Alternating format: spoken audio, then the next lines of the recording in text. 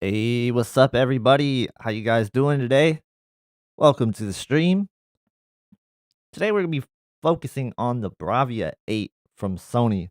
This is the successor to the Sony A80L. So we're gonna see, you know, does it feel like an upgrade just right out of the box looking at it? And is it going to be worth your time? Should you be looking at this TV in this current year, 2024? So that's a lot, of questions to be answered, and we'll try to answer them the best that we can. I do want to say a couple things about this TV right out of the box. It's very different from the previous iterations of Sony OLED TVs. There is going to be four different stand configurations. It looks very similar to the Bravia 9 in the way that you can configure the stand. So you can have it on the outside, pushed up a little bit, or you can have it more flush to your desk or table, wherever you have it on the outside feet, or you could put it in the center and raise it up, kind of like I had the Bravia 9, which is what I opted for this one as well. And then you also have the option to put that one down into more of a flush to the table position. So kind of cool that you have the four different options there. It's not just this configuration here like you see. Um, Let me move this little thing so you can see it's like that. A lot of people are like, "Oh, that's ugly. Don't use that." Um, but I mean, it's convenient for me because I don't have to worry about it where I put it, no matter what table I put it on. And that's why I set them up like that because I do often move the TVs around quite a bit onto different tables, and yeah, not every table is going to be as wide. So I just want to make sure they fit. That's why I put them in the center position.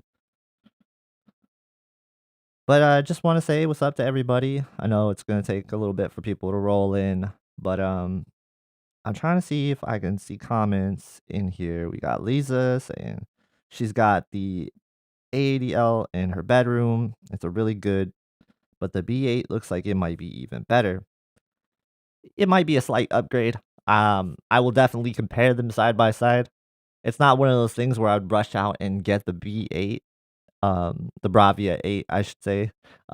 If you are already owning an A80L, it's probably not going to be like the worthwhile upgrade that you're hoping for, if that would be something you would be thinking of.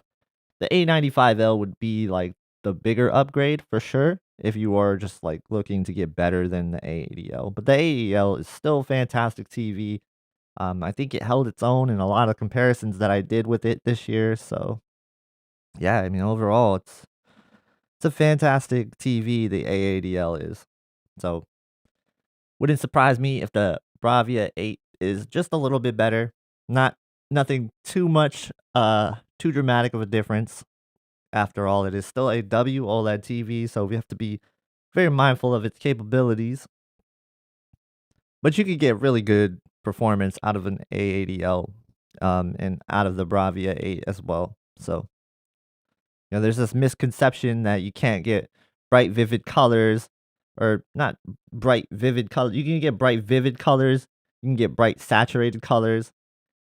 When people talk about color brightness, what it is HDR at a very high level. That kind of color brightness being pushed to its limit, right? And not a lot of content does that.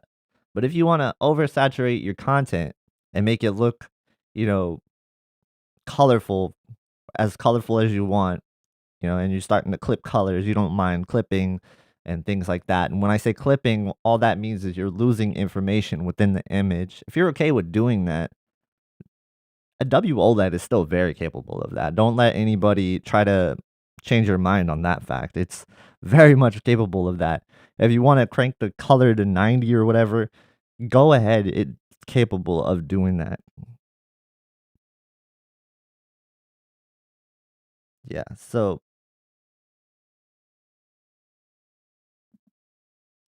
just wanted to say that and throw that out there. Right now, the TV is in standard mode.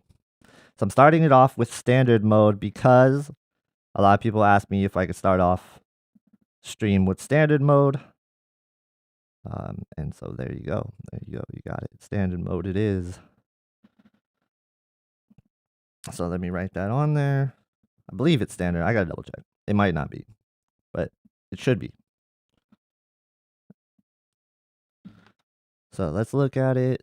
Yeah, so it's on standard mode out of the box to start it off, and then we'll switch it up.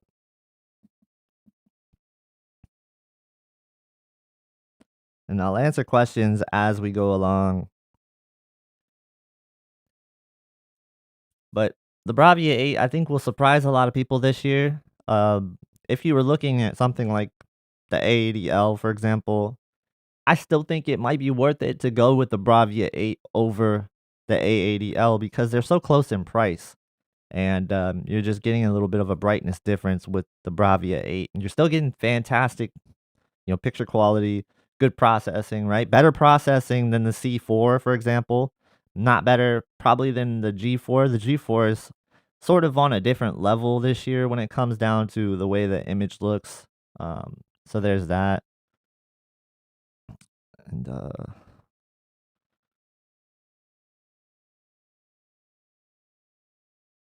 really quick, I'm gonna put this screen up to test. Make sure this is working. Okay, that's not there. That's better. So this is what you'll see when I'm switching content when I don't want like copyright information to be displayed or anything like that, right? So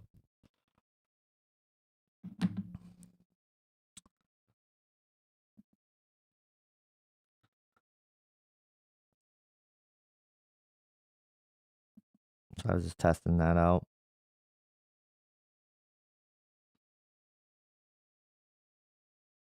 Mr. Walker says, "How is the Bravia 8 in comparison to the A90J? Would the latter be a better deal?"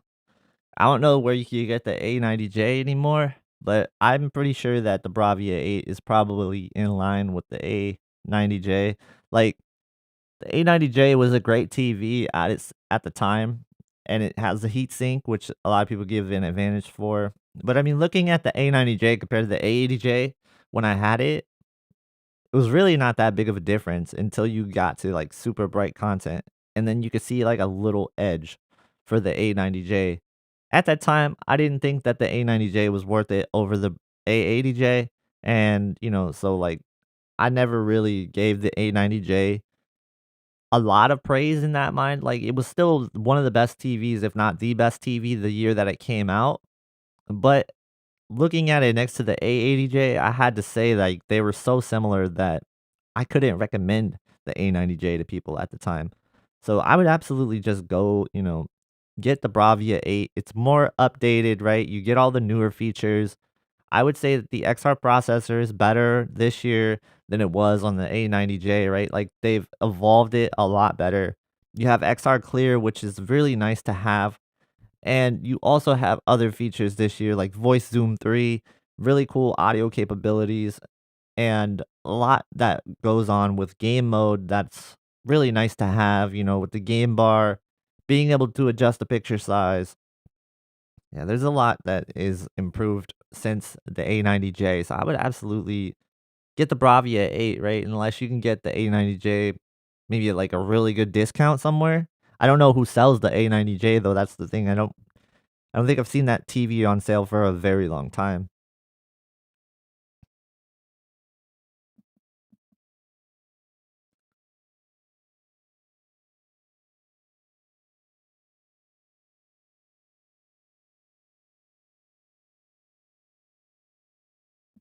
T Beckett says, "I'm coming from a 55 A80J.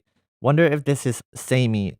I would say, yeah, it's very samey, to be honest with you. It's not like this huge, gigantic leap of an upgrade. There are some things that are better on it, right? But we still have to be really clear that this is a W OLED, so you're not getting a leap to QD OLED, for example.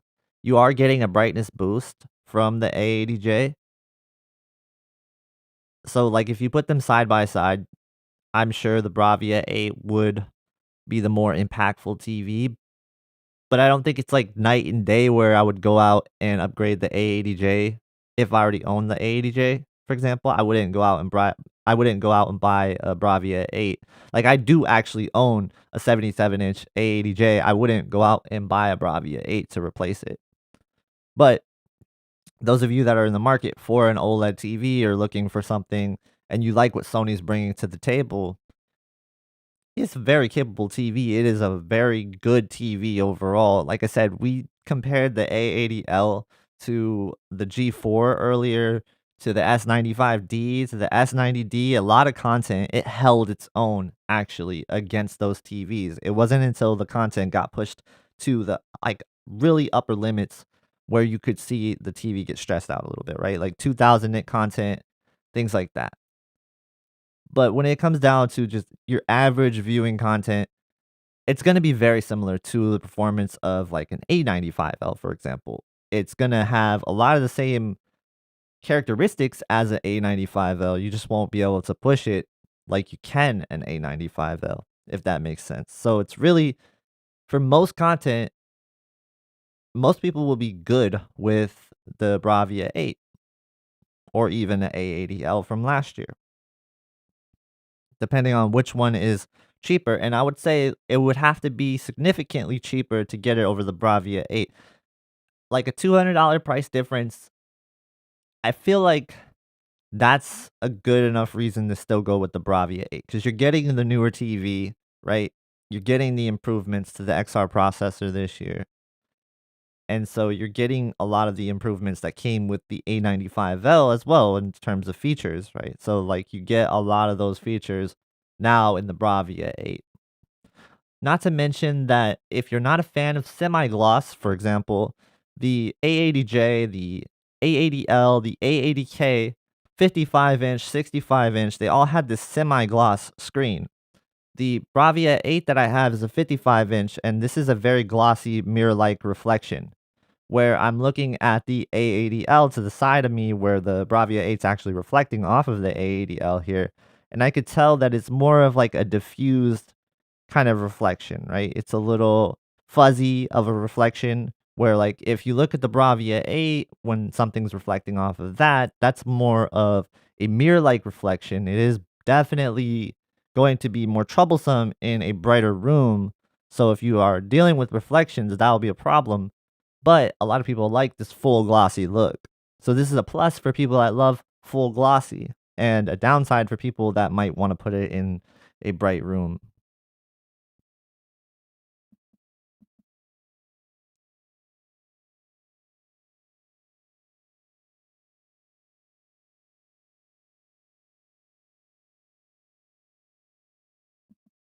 So close to an A95L with the exception of specular highlight brightness. Yeah, I would say that. Like, not even to that extreme. I would say it's more color brightness than anything. And really the content that can push it, like Jennifer Gala's content. Um, maybe some just really extreme HDR content that you typically don't really experience in a lot of movies per se or TV shows. But there are some newer movies, some newer TV shows that will absolutely push the limit. But for the most part, like if you put this side by side next to say an A95L, a lot of times they would look very similar in most content. It wouldn't be until you really push it. So, yeah.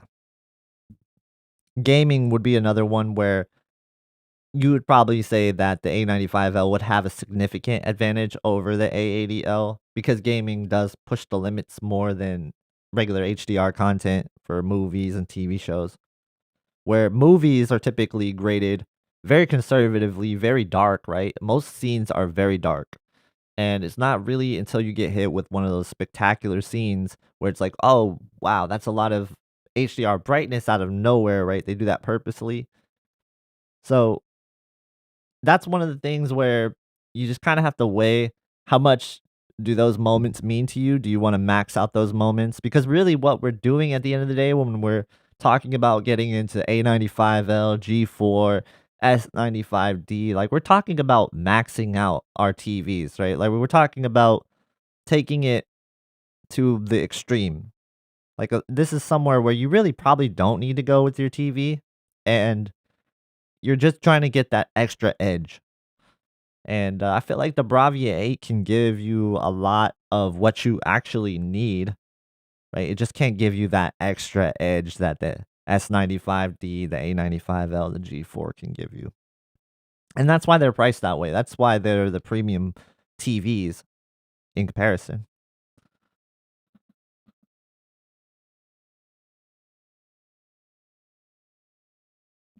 I'm gonna switch it to cinema real quick. So very, very bright still in cinema.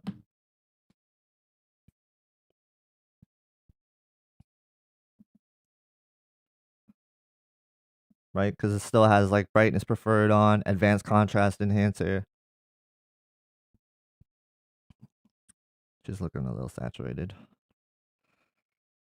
Turn that down.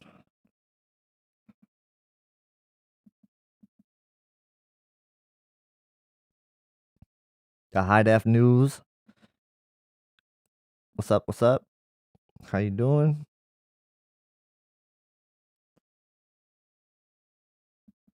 The A80L came with the A90J chassis, right? So the body of the A90J was only really on the 83-inch.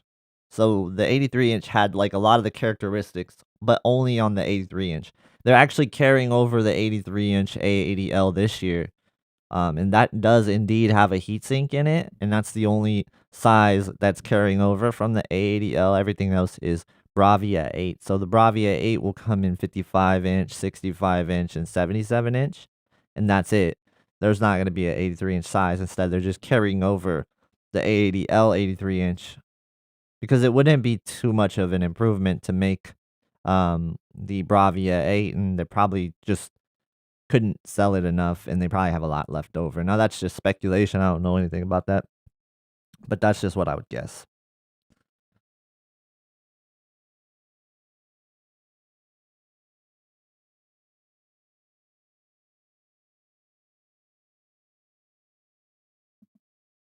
Mr. Walker says, "Does the Bravia 8 have a heat sink? I'm worried about thermal throttling on an OLED, especially at higher brightness."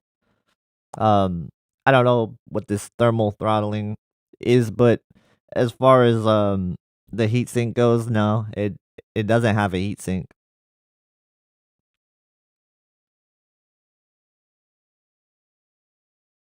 As far as I know, it doesn't do any like crazy thermal throttling. It has ASBL, of course, like all OLED TVs. But even, the G4 has that, the S95D has that, and the G4 has a heatsink, but that still does have ASBL. So,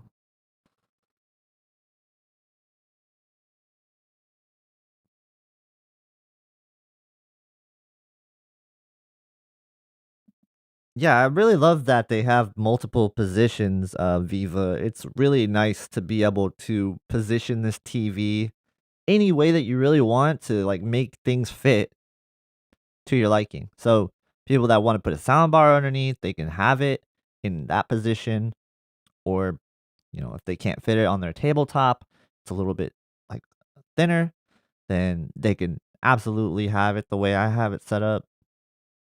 And so it's nice. It's nice to have that flexibility. I wish more brands did that instead of just giving you one option. I know a lot of brands kind of opt for this wide stand, which is stupid to me because when you're talking about putting it on a tabletop, if the tabletop is too narrow, like if it's just not going to fit, then you have issues and that sucks. So that's going to be on a lot of cheaper TVs. You'll notice that they only have one stand position. It's always super wide, and that's always going to be troublesome for some people. So Samsung at least has pedestal stands where it's center based, and most of the time that's a good solution for most people.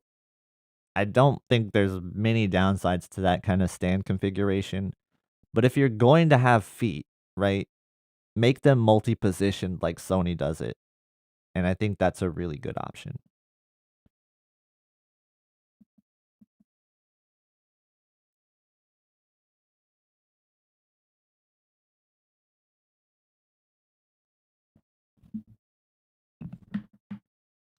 All right, we're gonna start these demos over.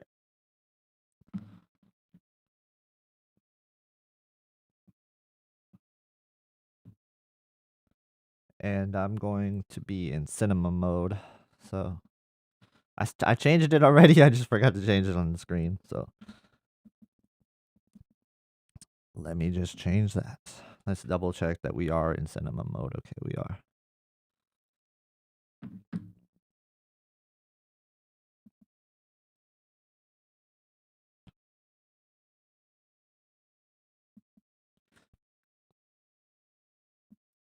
On stream, it looks a little different than what I'm seeing. So unfortunately, like it's not getting captured the way I want it. So I don't know if you guys saw my G4 versus S95D comparison, but I managed to do that in HDR. I really wish I could stream in HDR, but I can't. But I think going forward, I'm going to try to do HDR videos whenever possible.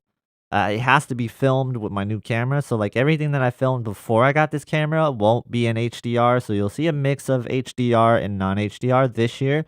But then going forward into next year, mostly everything's going to be in HDR. If it's TV focused where the camera's on the TV, it should be in HDR. And that's kind of like the philosophy I really want to have with this channel going forward. I really want to make sure we get everything in HDR.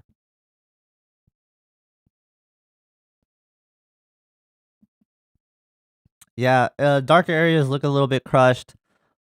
I think that's mostly the camera. Let me double check. We'll look at some more content. I'll keep an eye out for it. I know I heard some reports that some people were saying the Bravia 8 does crush the shadows a little bit, which is odd, right? Like that's a weird thing for Sony to do. So I have to look into it more. We'll have to definitely do some shadow detail tests and things like that. But if this I can tell you right now the camera is definitely crushing a little bit more because um it by default has like a raised gamma to it. So I have to like dip the gamma just a little bit on my camera to compensate for that. Otherwise like we'll have like a raised black floor. So that's why you might get crushed blacks in the camera at times. But let me reset it and we'll see. We'll see if that's the issue. I'll even raise the brightness a little bit so we can maybe see if there's an issue. James says Abby from Ratings liked the Bravia 8, but she thought the C4 and S90D were better.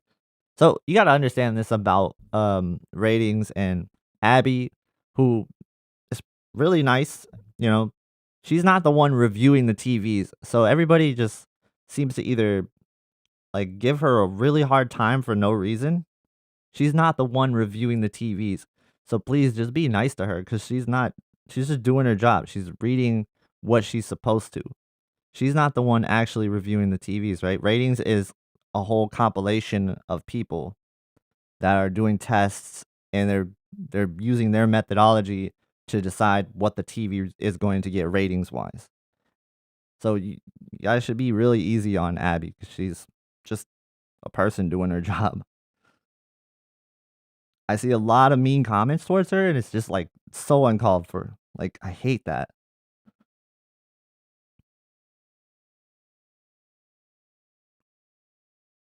And that goes for, like, the other reviewers on ratings too. I see a lot of people just, like, throwing shade at the people presenting ratings reviews on their videos. Like, they're just doing their job. They're not the ones actually reviewing the TVs. You gotta understand that. It's not independent like me where I'm reviewing the TVs. This is a group thing that ratings is doing. They're a company. So you have to separate the face from the actual grade on the ratings front, right? Because ratings is good people. I've met a couple of them. I have a lot of respect for ratings.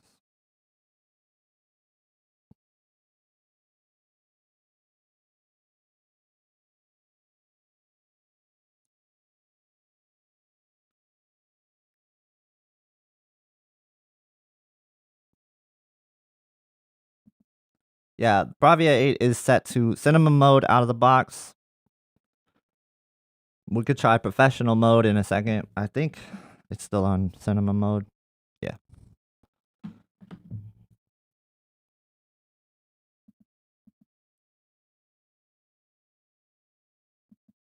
Yeah, exactly. Like, I just really wanted to get that point across because there's so much shade being thrown towards like the people that work at ratings, and it's not fair, man.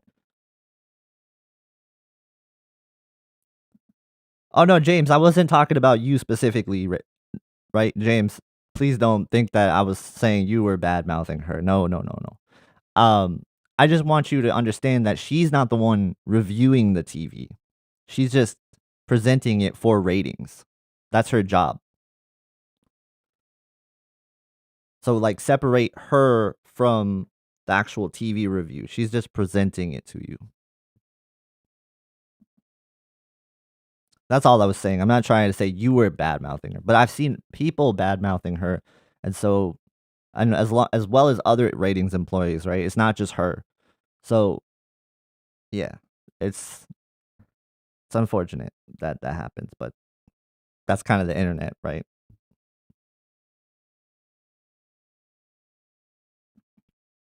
It's a good question. Getty G Man says, "How are the new generation OLED reliability burn-in issues?"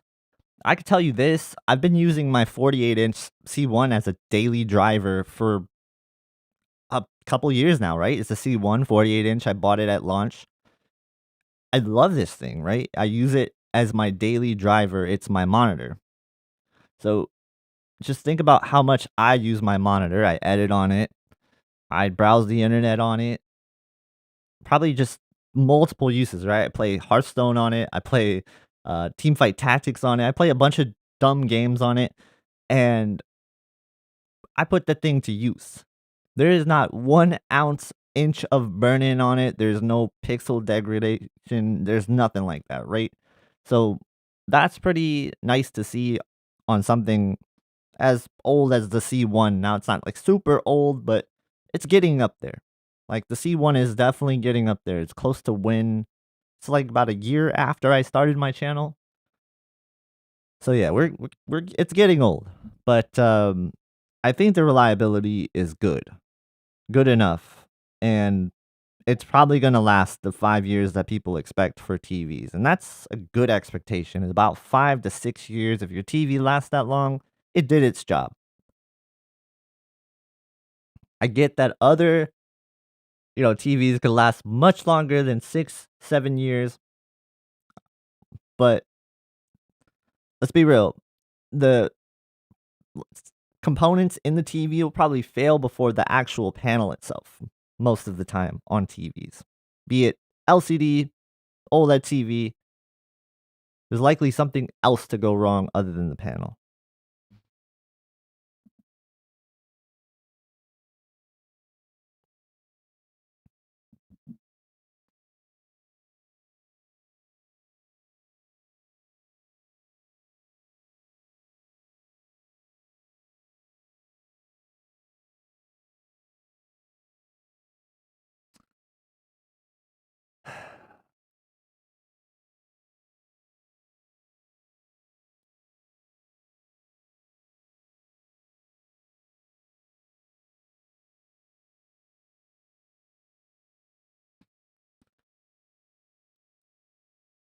Yeah, let's see. I definitely want to do some gaming on this TV for sure before we end.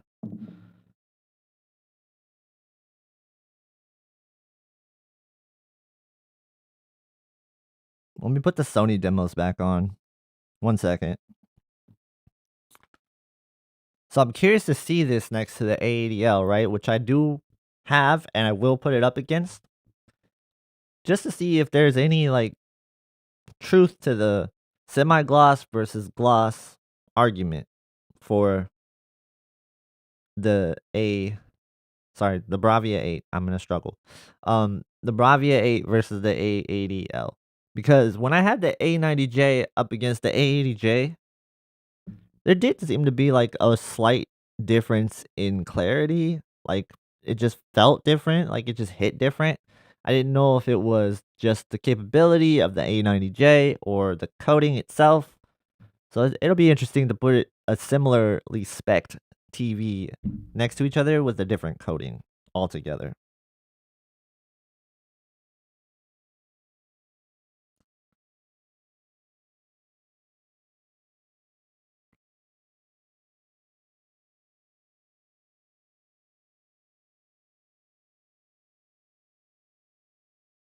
I had to step away. Did something happen? Nah, I just had to fix something. Technical difficulties. They changed the color of the background too because why not? Who doesn't like green, right?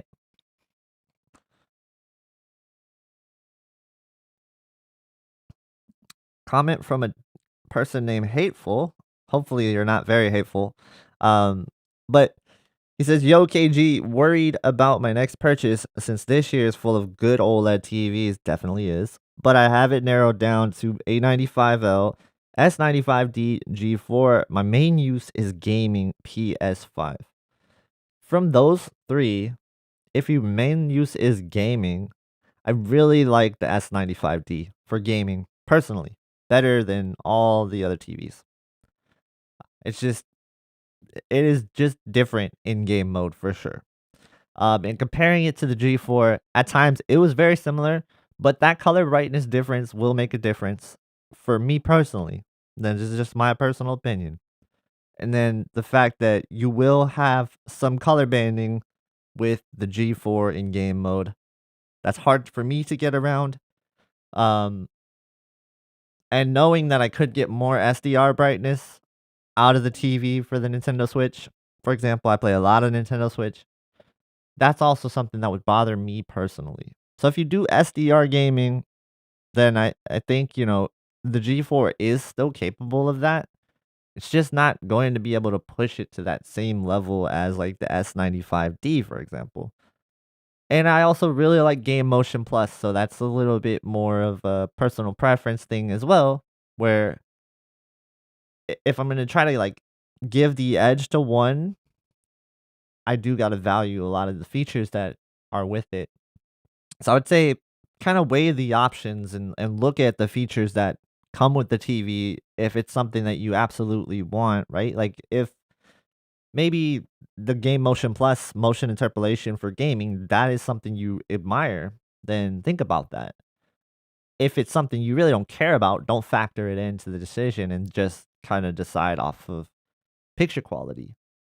Because the G4 does still have that same amount of depth that you get outside of game mode. In game mode, you still kind of get that, but it's not to the same degree. And it doesn't really hit the same like next to an S95D. For whatever reason, I just think that the S95D is the better gaming TV. When I've seen it side by side, it just pushes gaming better. It's not like extremely better. It's very close. Whereas last year it wasn't close because of the downsides in game mode. But this year there's really no downsides other than color banding, and then the SDR brightness not being as much as what it should be. That's really the only downsides to G4 in game mode. So yeah, it's a tough decision, but I would say like find which one has the most features you can live with. Also, don't forget about reality creation. If you are a fan of reality creation, you cannot discount that. It does look really fantastic in gaming. And it's one of the reasons why I really love the A95L for gaming. And last year I actually picked it as the best game mode picture quality because it was. Like, it was flat out the best in game mode to me when I looked at it compared to all the other TVs. The S95D, the G4, they stepped it up this year. So it's unfortunate that we didn't see like a successor to the A95L, but it still is very much on the level of those TVs. But I would say the S95D, the G4, they kind of edge it out just a little bit. But that's very, you're like nitpicking at that point. And so getting either of those three TVs it's a win no matter what you pick. So I wouldn't overthink it too much, just trying to find, like, the features you can live with. If you're going to use the OS at all, try to pick the OS that you like the best. That's how I would narrow it down, find the features you like. And also with the S95D, see if you could live with that coating. A lot of people, that's a make or break thing for people.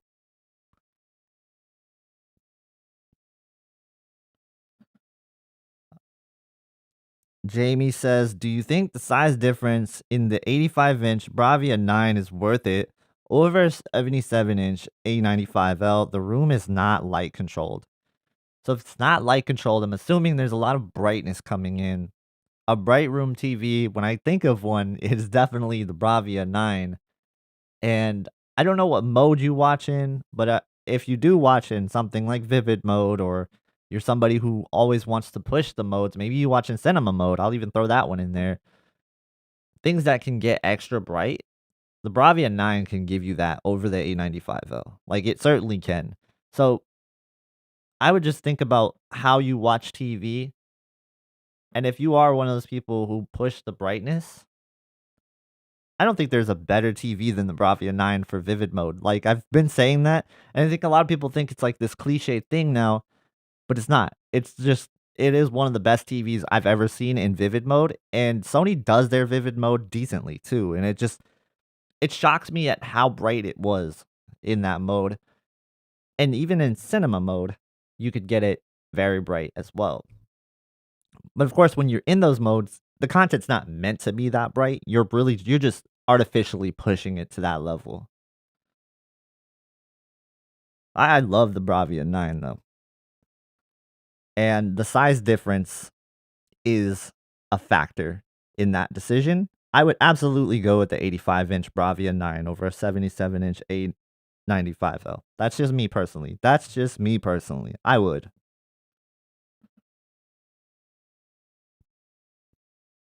You get your TVs calibrated. That's cool. So if you get your TVs calibrated, they're gonna look very similar in most content, but there's going to be some content that could push it past where the A95L is, but that's gonna be so rare. So at that point, you're really like judging size and contrast. The Bravia 9 doesn't have the same contrast level as an OLED TV. It just doesn't. So at that point, it just depends on if you're okay with sacrificing a little bit of that contrast, right? To get just a brighter image overall at times and then a bigger screen. I also think that the sound quality on the Bravia 9 might be better, but that probably doesn't matter because you probably use a dedicated sound system. But those of you that maybe use the TV speakers, Bravia 9's TV speakers are crazy. A95L is not no slouch either, though.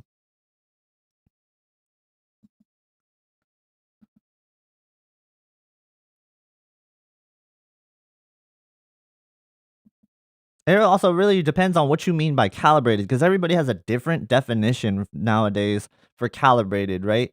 If you're talking about calibrated by buying somebody's like $5 settings and putting those in and making things look all oversaturated, that's not calibration. That's just somebody's settings that you bought, But I'm talking about if you're talking about real calibration, then yeah, they'll be very similar.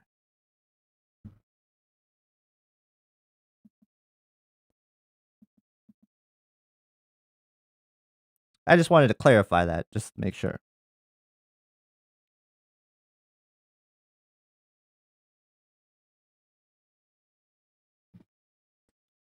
I don't have calibrated TVs. I just use out of the box. That's what I do. I'm just out of the box. Like, you bought it at the store, you put it in one of these modes, that's me. This is nothing special. Everybody could do it. That's true. But nobody else is doing it. I'm just giving you my opinion on it while I'm doing it. Nothing special about it.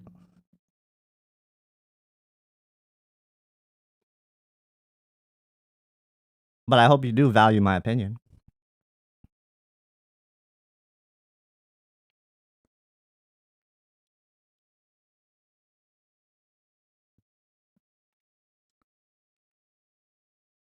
Because you could absolutely have these TVs in, like, vivid mode, whatever you prefer.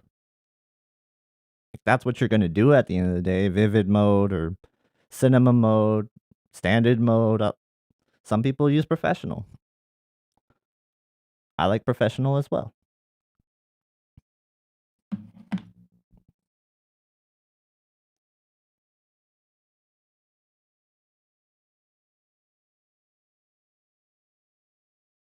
Yeah, I got a feeling about that too, high def. I think Sony is gonna do a QD OLED next year. I really do.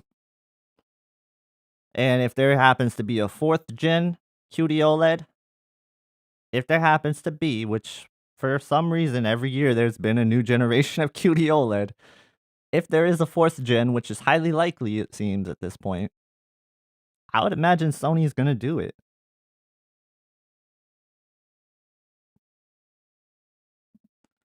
So if you're sitting on something like a A80J or something, wait. Absolutely wait.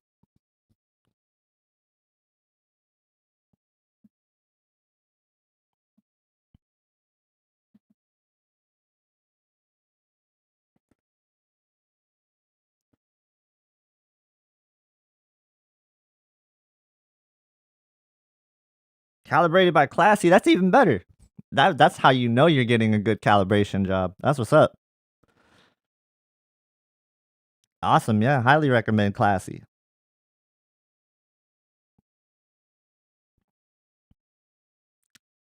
I might be buying one of Classy's calibrated TVs for grading some HDR videos. So,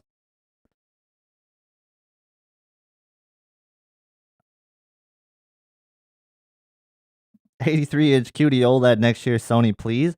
It's not up to Sony, that's up to Samsung Display to make it 83-inch, first of all. And I'm gonna just let you guys know that I haven't heard anything, and by now, we would have heard something. That's just the way that the display world works. We would have known by now if an 83-inch was going to be in production. There's not any rumors, there's not any rumblings, there's nothing like that out there. So, I wouldn't get your hopes up for 83-inch anytime soon for QD OLED. So a lot of people are asking though, does the Bravia 8 pass the eye test? It does, yeah.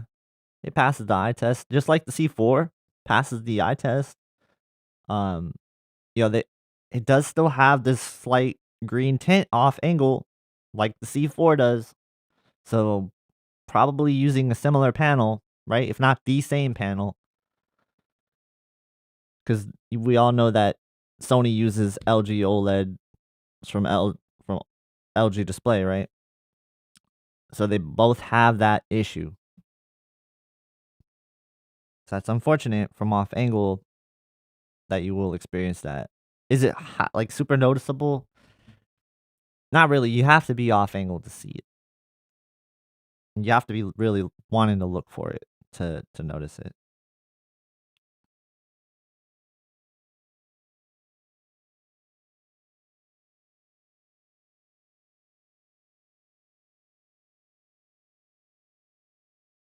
If you guys are enjoying the stream so far, please do me a favor and hit the like button.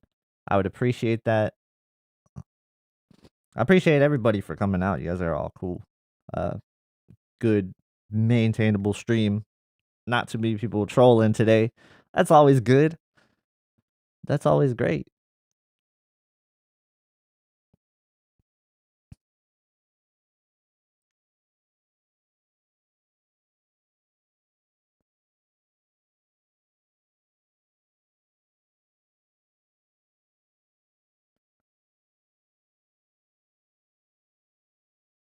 Let's see. Any more comments?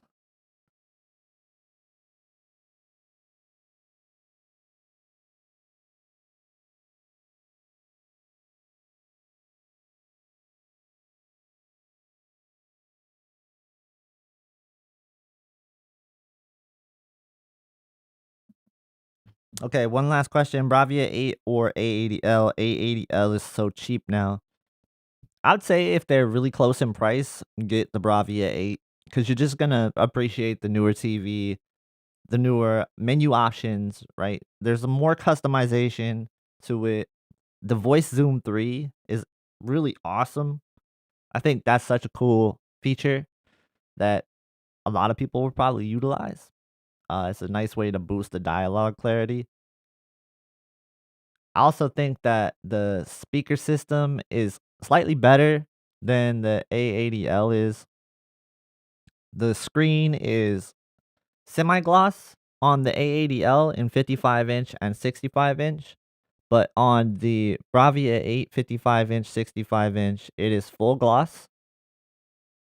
So that is a decent change for people that love glossy screens.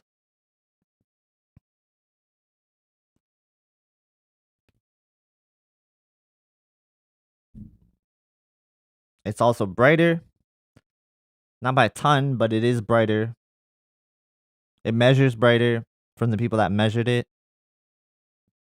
As far as it doesn't look brighter, I don't have it up against the A80L yet, so I can't really tell you like how it looks. We're gonna do that comparison. Um, I'll probably do that sometime actually in the week. I don't know if I'm gonna do that or the C4. I want to do the C4 versus Bravia 8 live if I can. If I can't, I'll just do a video on it. And make that in HDR. That might be the better way to do it, to be honest with you. But I might do a live stream with one of those coming up, and I also want to do the Bravia 8 versus Bravia 9, just because 8 versus 9, I think a lot of people want to know about that.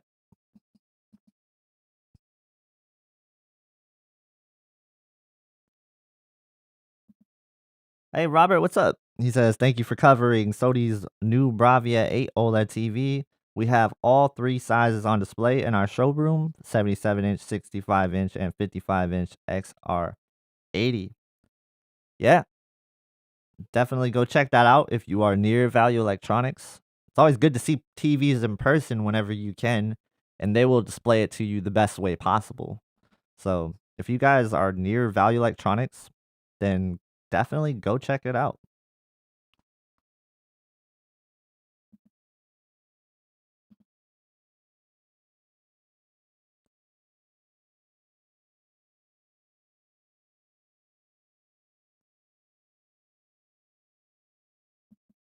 It's a good question. Do you think Sony is going to keep the Bravia name next year, or are they going to go back to letter and number? I don't know what they're going to do with the numbers and the naming. I mean, they technically, right? They call it the XR80, so maybe they can put letters at the end of it now. I'm not sure where they're going to go with it because they did definitely open themselves up for a naming confusion once they go into next year's model. Very similar to like what TCL did last year, right? The QM8 last year. Now they have the QM8 again, but now when people say QM8, they don't know if you're talking about last year's model or this year's model. I really hope there's not that same confusion level with Sony next year, but they've kind of opened themselves up to that. So it'll be interesting to see how they do the naming next year. And I know technically like the QM8 this year is like the QM85 1G or something like I don't even know. Like, see, I don't even know. I have to look it up because I don't know it off the top of my head. Oh, and on the topic of TCL, I really want to get the QM8 from this year in, hopefully eventually, but right now it's not on the priority list just yet because I do have just so much that I have to do. We just got the U8N in as well. So that's something I definitely got to do that comparison. U8N 65-inch versus the 65-inch Bravia 9.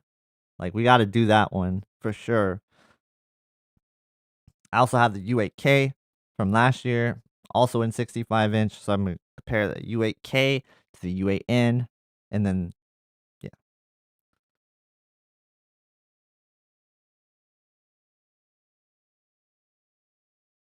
Thank you for that kind comment, Robert. It means a lot that you would say that about me. Thank you. I do appreciate that.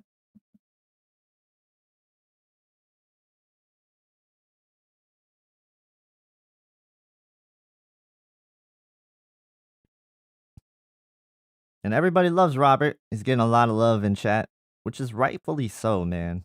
Rightfully so.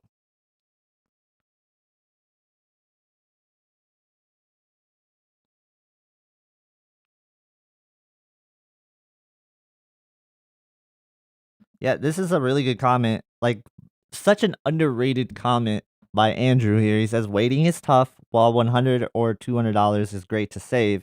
Is it worth not having the TV you want for 5 months? That's a really good comment.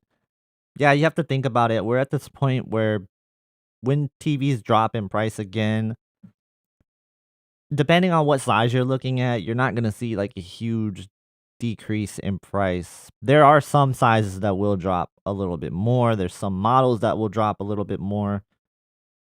Like, you know, there's an absolute, like, cause for waiting.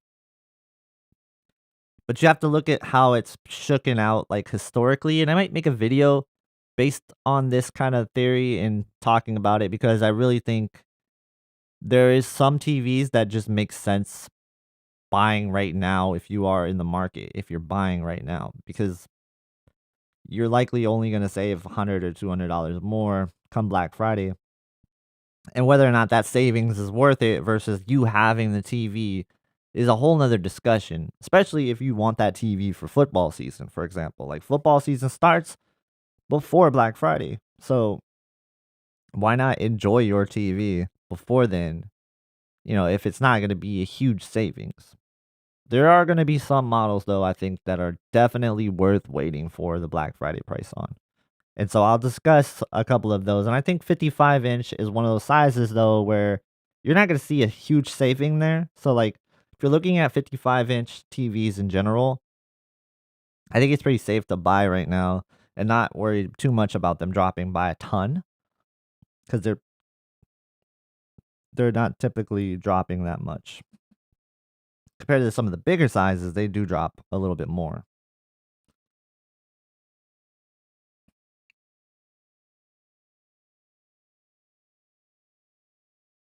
Yeah, the UX dropped a little bit. That's an awesome TV, by the way, from 2023. That's a really awesome TV. Get that 115-inch TCL now. I would love that. I would love it. That is definitely out of my price range, and I don't even think I could fit it. I'd have to review that in a different place, cause yeah, that's a big one.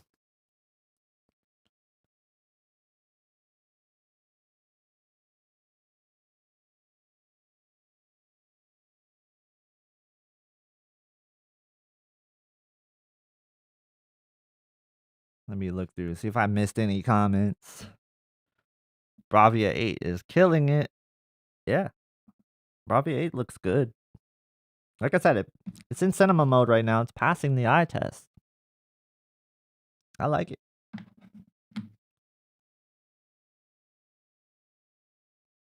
But all right, gonna take the last second questions here. We got 5 minutes to go, and then I'm gonna wrap the stream.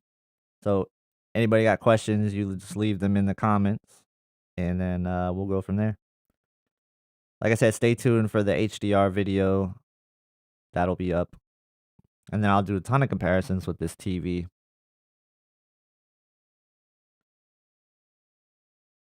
Where do you get to play with the settings? Probably somewhere like Value Electronics, maybe like a Magnolia showroom. If you asked like one of the employees, they probably let you play with the settings a little bit. I know when I worked at Best Buy, if somebody asked me to like have the remote and play with the settings a little bit, we would let them. So like it really depends.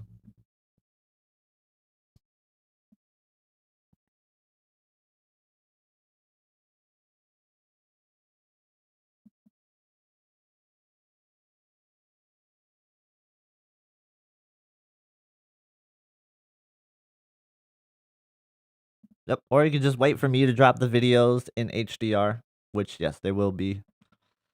Good point. Good point. It's a little self advertisement for myself.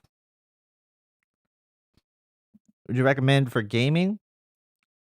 you could definitely do this TV for gaming. I would say, like, something like the S90D would be more capable for gaming in the long run, just because you have better color brightness, right? QD OLED is kinda meant for gaming, but it is certainly capable of gaming, especially if you like reality creation, for example. Like, I think that's an X factor, and that's something a lot of people should consider is, like, if you like one of the features, you really want one of those features, then that could be a reason to get it.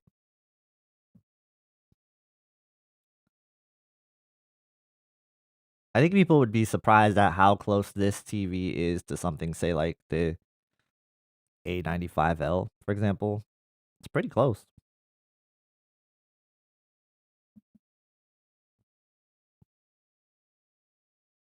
Like, we were all shocked in stream when the A80L was performing really well in some of the content that we were throwing at it when it was next to the S95D and the G4.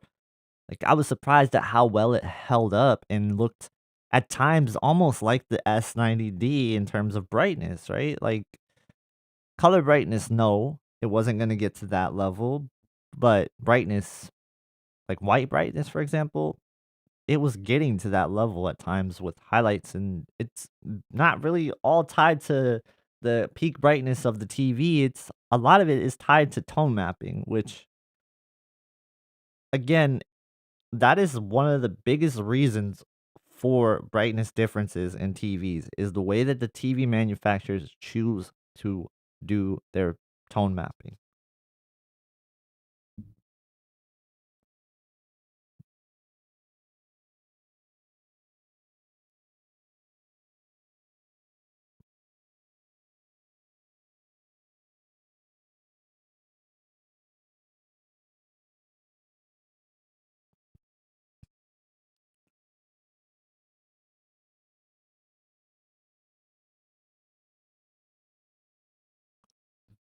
Yeah, definitely check out the Value Electronics TV shootout that's scheduled for August 3rd through the 4th. It's always fun to check out live.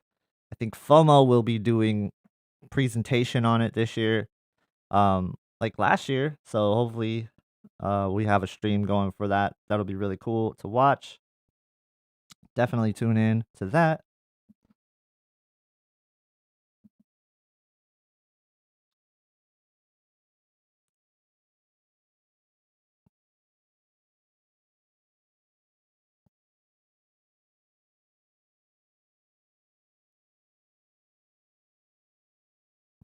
But yeah, don't sleep on the Bravia 8. I'll have more videos on it coming soon. Stay tuned for it. You guys have been really awesome. Please hit the like button on the way out.